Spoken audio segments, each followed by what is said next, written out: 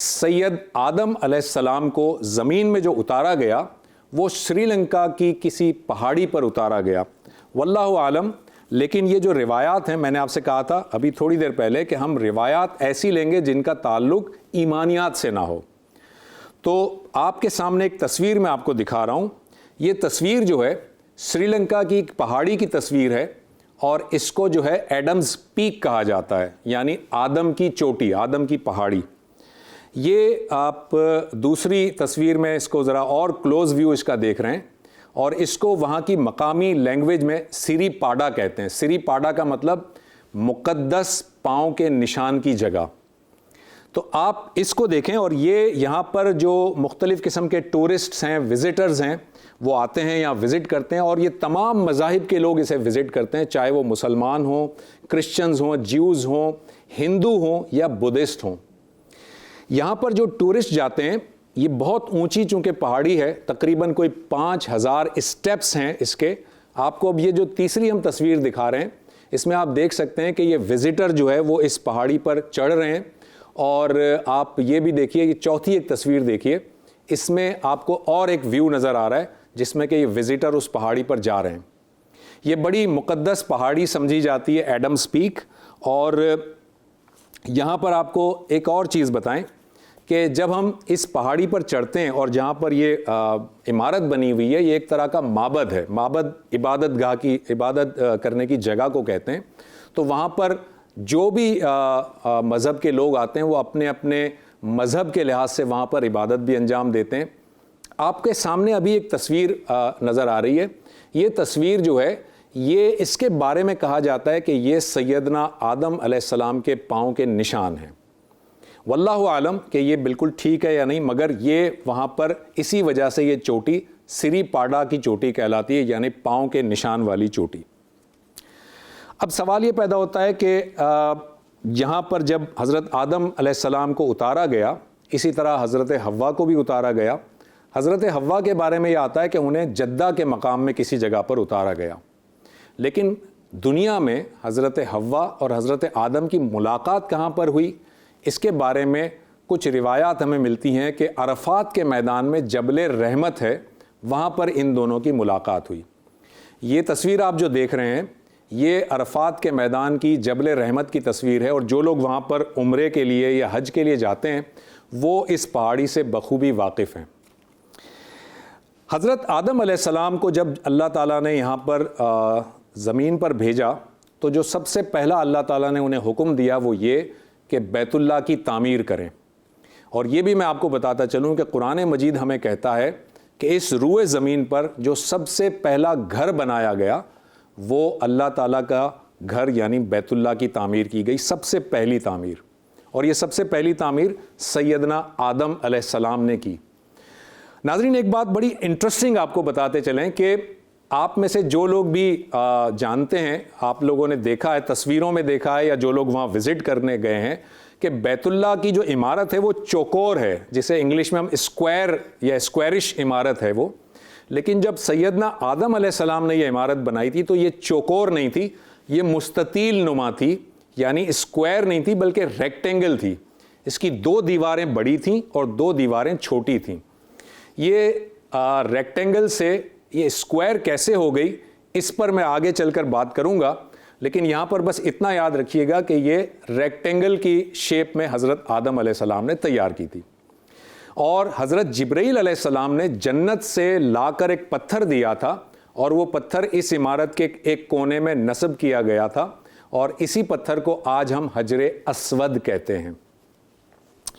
یہ یہاں پر تعمیر کے بعد ایک اور واقعہ آپ کے سامنے حضرت آدم علیہ السلام کی زندگی سے رکھتے ہیں۔ حضرت آدم علیہ السلام کی کئی اولاد تھیں، لیکن ان میں 2 بیٹے تھے، حابیل اور قابیل۔ ان کا ایک بڑا مشہور واقعہ ہے، وہ واقعہ ہم آپ کے سامنے رکھتے ہیں۔ سیدنا آدم علیہ السلام کے 2 بیٹے تھے، حابیل اور قابیل۔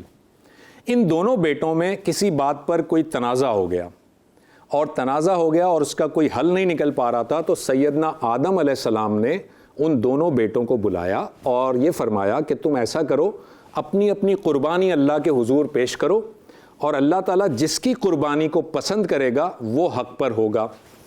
یہ بات آپ کو بتاتے چلیں کہ اس زمانے میں قربانی حق پر قربانی کے قبولیت کا ایک جو طریقہ تھا یا جو نشانی تھی وہ یہ تھی کہ لوگ اپنا جانور ذبح کرتے تھے اور ایک اونچے مقام پر رکھ دیتے تھے اور آسمان سے ایک آگ آتی تھی اور وہ آگ اس جانور کو جلا دیتی تھی، اور جب وہ آسمان سے آگ آتی تھی جانور کو جلا دیتی تھی تو یہ اس بات کی نشانی ہوتی تھی کہ اللہ تعالیٰ نے آپ کی قربانی کو قبول کر لیا ہے۔ چنانچہ حابیل نے اور قابیل نے اپنے اپنے جانور ذبح کیے اور اونچائی پر رکھ دیے، آسمان سے آگ آئی اور آگ حابیل کے جانور کو جلا دیا اس نے، چنانچہ یہ ثابت ہوا کہ حابیل دراصل حق پر ہے۔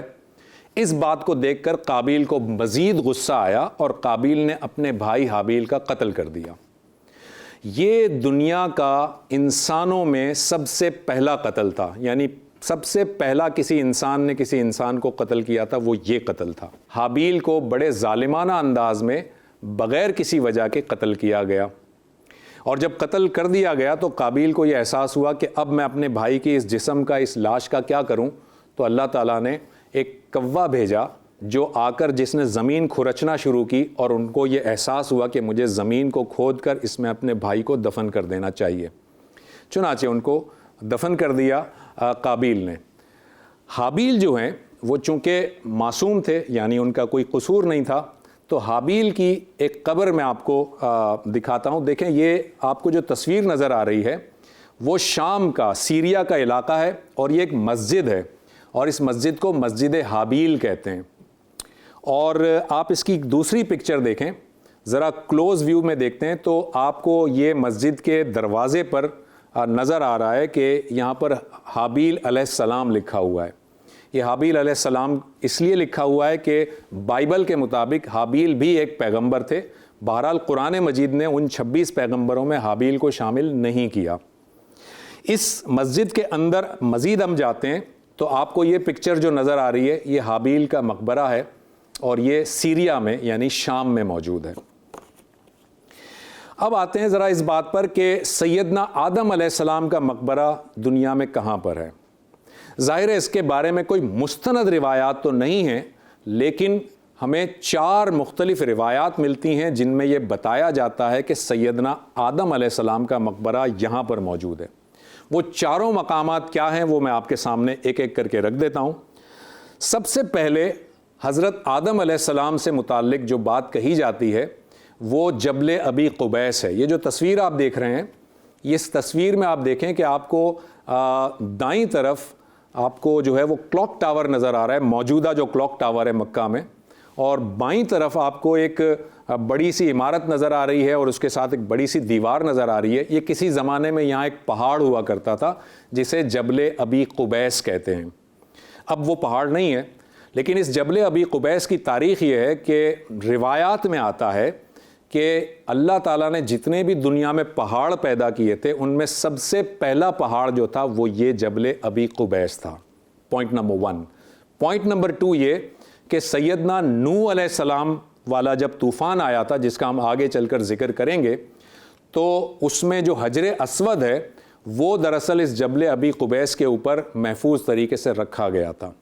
پوائنٹ نمبر 3، یہ جبل ابی قبیس وہ ہے کہ جس میں نبی اکرم صلی اللہ علیہ وآلہ وسلم کی زندگی میں وہ چاند کے جو 2 ٹکڑے ہوئے تھے وہ والا واقعہ اس وقت پیش آیا تھا جب آپ جبل ابی قبیس پر موجود تھے۔ تو یہ جو جبل ابی قبیس ہے، بعض روایات کے مطابق اس کے نیچے حضرت آدم علیہ السلام کا مقبرہ ہے، واللہ عالم۔ دوسری بات آپ کو جو دکھاتے ہیں ہم وہ یہ ہے کہ یروشلم کے اندر یہ کہا جاتا ہے کہ یروشلم کے اندر حضرت آدم علیہ السلام کا مقبرہ، یہ ایک دوسرا پوائنٹ ہے۔ یہ جو یروشلم میں جو پوائنٹ ہے حضرت آدم علیہ السلام کا مقبرہ، اس کو ٹیمپل ماؤنٹ کہتے ہیں، اور اس کے اندر جو جگہ ہے اسے چیپل آف ایڈم کہتے ہیں۔ آپ کو ایک پکچر میں دکھا رہا ہوں، یہ پکچر ہے ٹیمپل ماؤنٹ کی، اور اس پکچر میں اگر آپ غور سے دیکھیں، سینٹر میں دیکھیں بالکل، تو اس میں آپ کو ایک چوکور سا ونڈو نظر آ رہا ہے۔ اگلی پکچر میں ذرا کلوز کر کے اس ونڈو کو دیکھیں آپ، یہ آپ کو ونڈو نظر آ رہی ہے، اور اس ونڈو کے دوسری طرف آپ کو ایک چٹان سی نظر آ رہی ہے۔ یہ ایک اور پکچر دیکھیے، یہ چٹان ہے۔ یہ کہا جاتا ہے کہ یہ یروشلم کے اندر یہ جو چٹان ہے، اس چٹان کے پیچھے حضرت آدم علیہ السلام کا مقبرہ ہے۔ واللہ عالم، اللہ تعالیٰ بہتر جانتا ہے۔ تیسرا جو پوائنٹ ہے وہ ہے ہبرون کے اندر۔ ہبرون کے اندر جو ہے وہ ایک مسجد ہے جس کا نام ہے مسجد الخلیل۔ یہ پکچر دیکھیے آپ، یہ ہے مسجد الخلیل، اور اس کو یاد بھی رکھیے گا کیونکہ یہ مسجد الخلیل آگے مختلف قصص میں اس کا حوالہ بار بار آتا رہے گا۔ اس مسجد الخلیل کی بیسمنٹ میں ایک مقبرہ ہے جس کے بارے میں یہ خیال کیا جاتا ہے کہ یہاں پر حضرت آدم علیہ السلام دفن ہیں، واللہ عالم۔ اب چوتھی جو لوکیشن ہے وہ ہے نجف، عراق کا مقام ہے نجف۔ اس میں حضرت علی سے منسوب ایک مسجد ہے، مسجد علی۔ اس کے اندر بھی یہ کہا جاتا ہے کہ یہاں پر حضرت آدم علیہ السلام کا مقبرہ ہے۔ یہ چاروں میں نے مقامات آپ کو بتا دیے، مگر اللہ تعالیٰ ہی بہتر جانتا ہے کہ حضرت آدم علیہ السلام کہاں پر دفن ہیں۔ اب آخری بات وہ یہ ہے کہ حضرت حوا کا مقبرہ کہاں پر ہے۔ آپ یہ پکچر دیکھیے، یہ پکچر جدہ کی پکچر ہے، جدہ کا یہ گریو یارڈ ہے، قبرستان ہے، اور اس قبرستان کے بارے میں یہ کہا جاتا ہے کہ اس کے اندر حضرت حوا علیہ السلام جو ہے وہ دفن ہیں۔ اس قبرستان کے پکچر کے بعد یہ اگلی پکچر دیکھیے، یہ گیٹ ہے، اور اس گیٹ پہ دیکھیں مقبرہ حوا لکھا ہوا ہے، اور یہاں پر یہ بتایا جاتا ہے کہ اس گیٹ سے جب ہم اندر جاتے ہیں تو جو قبر ہے وہ حضرت حوا کی قبر ہے۔ یہ ساری باتیں میں نے جو آپ کے سامنے رکھی ناظرین، ان میں آپ دیکھیے کہ جو جو واقعات قرآن مجید کے تھے وہ تو آپ کے سامنے رکھ دیے، احادیث سے رکھ دیے، اور جو ایسی باتیں ہیں جن کا ایمانیات سے کوئی تعلق نہیں ہے وہ ہم نے دیگر صحائف سے لیں۔